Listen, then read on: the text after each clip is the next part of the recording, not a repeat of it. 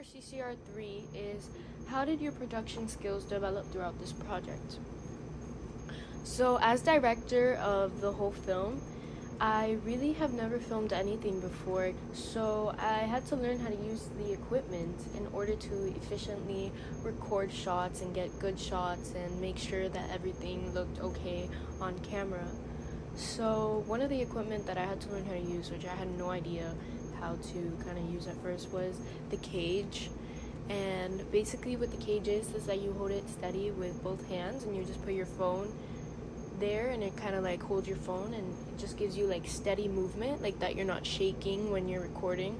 I'm saying I was confused just because at first I think I kind of like put my phone backwards the other way and so it was a bit funny, but the cage is more one of the easier equipment to use, and once you just kind of like get a hang of it, it's very easy to use, very efficient because your shots just come out steady. And then the other equipment that I also had to learn to use was a tripod, which is basically placing your phone on a stand, and this one wasn't very hard to use. I think it's because I've used a tripod before. When I did broadcasting in elementary school, I kind of just used a tripod there, so I kind of already knew how to use a tripod, and that helped a lot as well in getting like standing shots, making sure that it was very leveled out, all the shots, and that they looked good. As well, I had to learn how to set up a shot. We had a lot of different shots in our movie, especially camera movement, like the camera moving from up to down or the camera moving side to side, different angles. So I had to learn how to set up the shots, how to make the shots look coherent, so they're not all jumbled and it doesn't look wrong, but it just looks natural, because you always want to make sure that the audience, when they're viewing that movie, it looks natural to them and all the shots look good together. So I really had to learn how to set up those shots and how to make sure that they all looked good together and looked good pieced together. So I was the editor and also like the main actor in the film. So I feel like while we were filming and like we were recording the shots and stuff, like I remember sometimes I would help Olivia out with like telling her to make sure to leave it for longer and stuff, because I know that when you edit, like it gets cut off too soon, and when you edit it, it'll just like look bad because of the cutoff.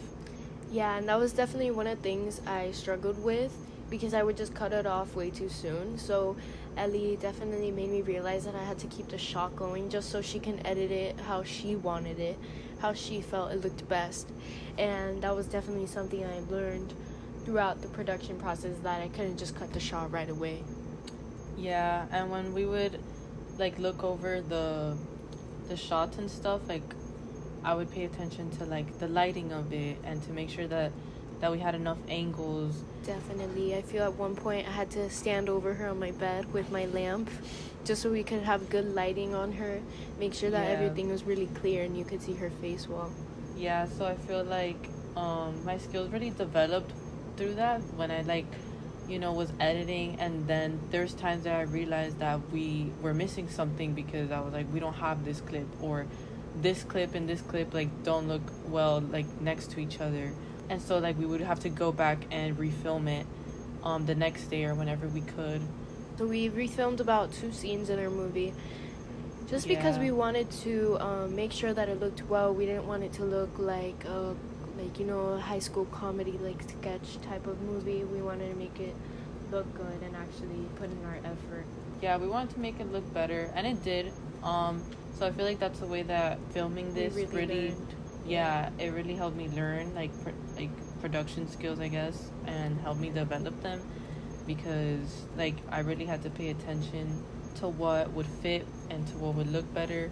And same thing with like when I was editing and I had to like find sounds that would match with our film. Like I went through different songs and stuff trying to fit it into our film. Definitely a big part of the production process as well, and learning is learning how to incorporate mise-en-scene,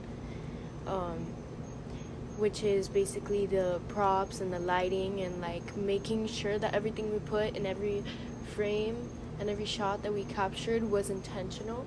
And so a lot of mise-en-scene was used in our potion scene, For example, we had dark lighting, we had these candles around the table giving it that mysterious look. We also used We had incense. candles, Yes. yeah, incense. We had a bunch of different Yeah, we had products and incense stuff. to give this like kind of smoke and make it look like she's actually making this like concoction of a spell. And this was one of the biggest parts in the scene because it's what really made it look like she was making a spell. And even down to the color of the potion was intentional in our film because that potion color was pink and red, and we associated that with love.